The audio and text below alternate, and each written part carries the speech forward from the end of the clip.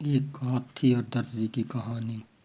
ایک دفعہ کا ذکر ہے کہ ایک درزی اپنی دکان میں بیٹھا کپڑے سی رہا تھا کہ اچانک وہاں سے ایک ہاتھی کا بچہ آ گیا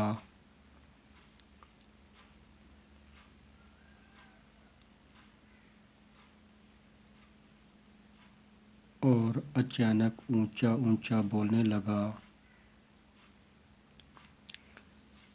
درزی نے اس کو ایک روٹی کا ٹکڑا دیا۔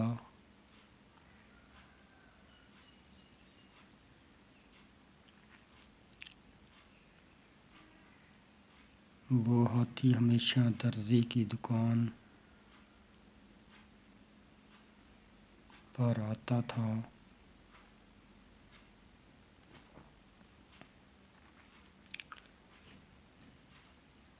ایک دن ہاتھی آیا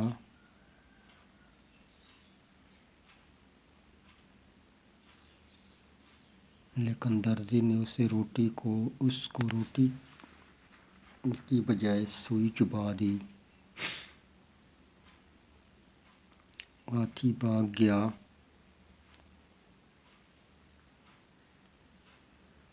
اگلے دن ہاتھی پھر آ گیا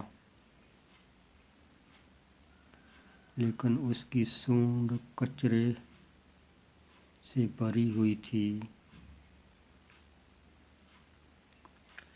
اس نے اپنی سونڈ سے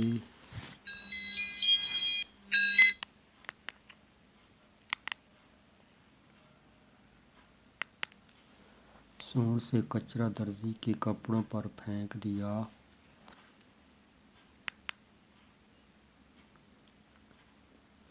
درزی کے سارے کپڑے خراب ہو گئے۔ درزی سر پکڑ کے رونے لگا۔ اور کہانی سے ہمیں سبق ملتا ہے